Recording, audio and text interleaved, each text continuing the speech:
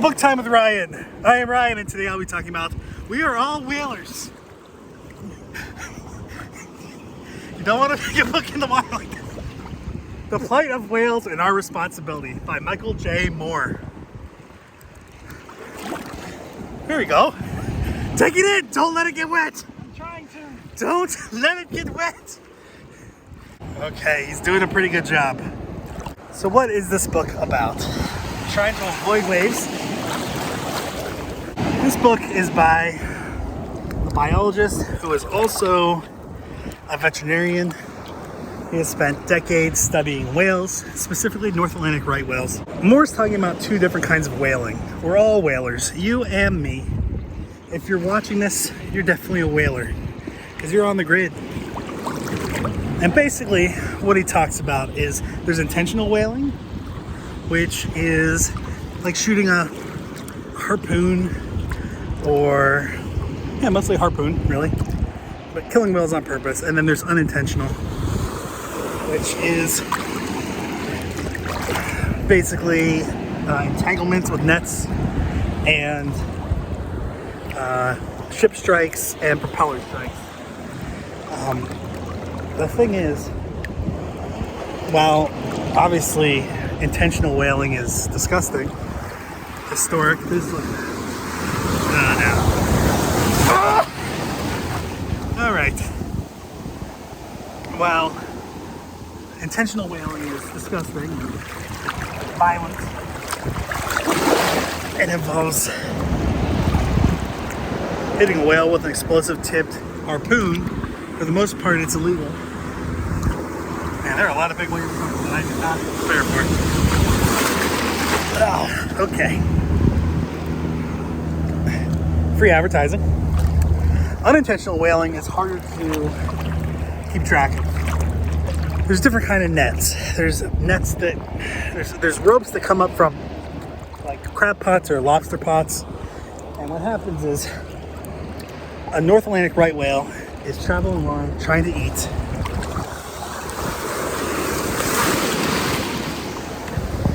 And gets wrapped up in the net. And the net constricts the right whale and slowly starts wrapping around more and more and more. The right whale, these are specifically North Atlantic right whales, most endangered. And when we talk about most endangered, we're talking about less than 400 left in the entire world. As they're entangled, the line, the rope gets tighter and tighter and tighter. It starts to cut in to the whales. It can get stuck in their mouths, hold down their tongues, cut into their blowholes, get stuck in their baleen. It can wrap around their fins, pectoral fins, or their fluke. And as it gets tighter, it starts to cut into the blubber and into the muscle, and the muscle and the blubber start separating from each other, which is pretty gruesome. What really happens a lot of times is because of the extra drag, which they've calculated, the extra drag that comes from pulling those lines around, the whales are having to put in a lot of extra effort, and that effort means that they're using a lot more energy, they lose a lot of their fat stores, and they aren't able to reproduce as often because they don't have the required amount of fat to be able to have a calf and feed the calf, nurture the calf. So what ends up happening is the typical cycle for a North Atlantic right whale of a calf every 3 years extends to a calf every 12 years. And that's not sustainable because they're having increased number of entanglements and they're being hit by ships. Sometimes that means that they're run over by propellers, which creates kind of parallel cuts into the backs typically, or they get hit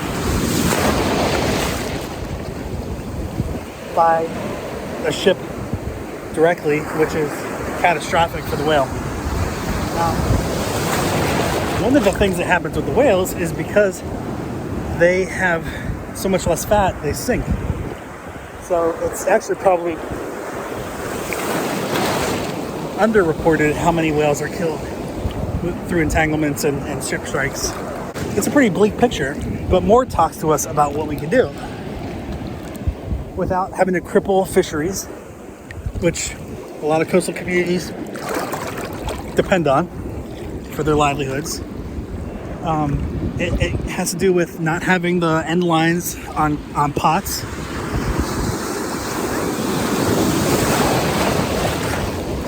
Instead, having a remote system.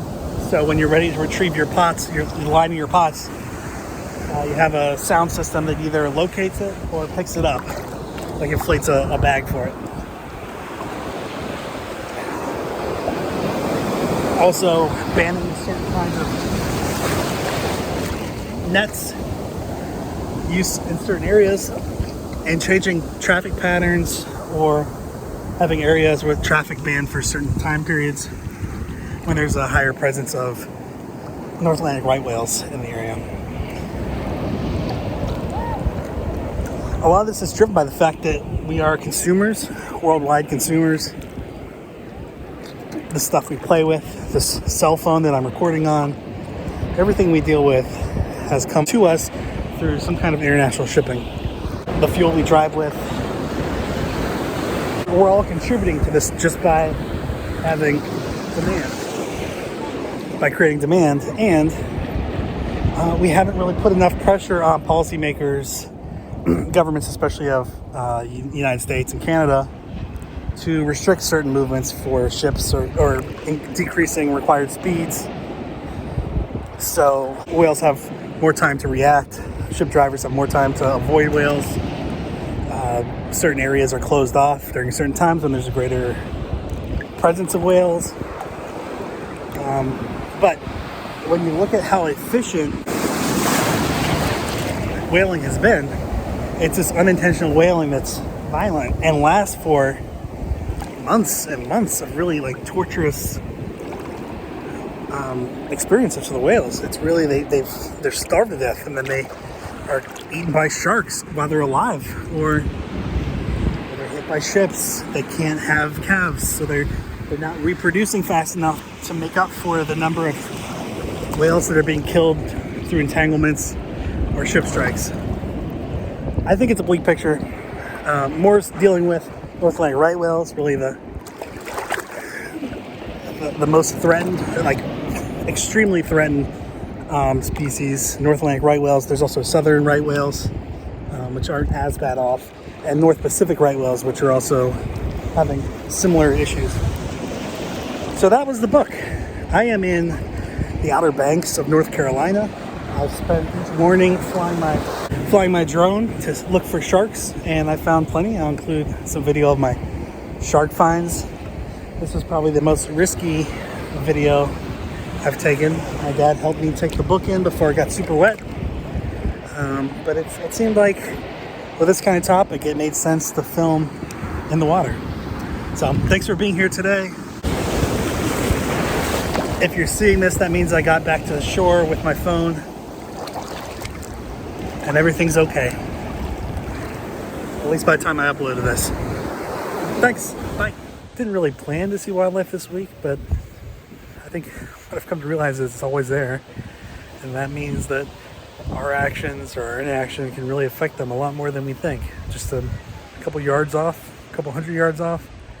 And there's a lot out there living, and maybe living with our trash or our toxic chemicals. So something good to think about, and it's something I was reminded of while reading this book, but also taking the drone up and looking at different animals just 100, 200 yards off the shore.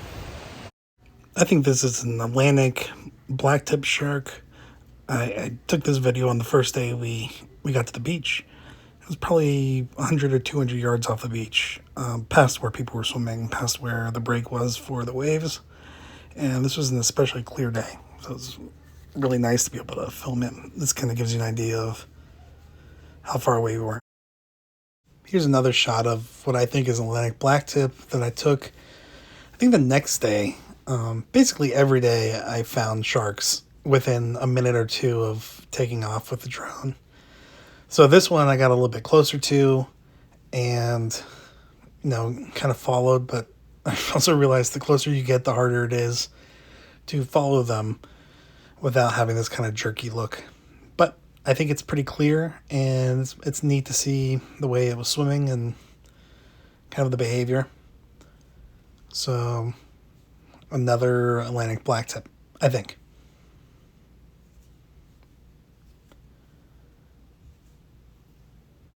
And then I was very excited to find this pod of 7 dolphins, bottlenose dolphins, I believe. I saw a lot of action out on the water, and it took me a long time to find them with a drone. I also crashed going up on the walkway across the dune. It hurt. But I was able to find them, get in close, and see them playing, and it was really cool. Really cool. Because they're mammals, so I like them even more. If I could just find a whale, that would kind of complete the cool shots for this video. And here's a sea turtle. I was pretty excited about this one. It was actually really hard to find because it came up white and then dark, and it wasn't moving very fast, and it keeps going under, and it was just really hard to pick out. But I was pretty excited to see a sea turtle. It was not something I was planning on or something I expected. But very cool. And there he goes, diving back down below. He'll come up in a little bit later, but up and down, up and down. There are lots of whales on the deep blue sea, and we kill them for the industry. We bring them alongside and cut them in two, bring them back home and sell them to you. You can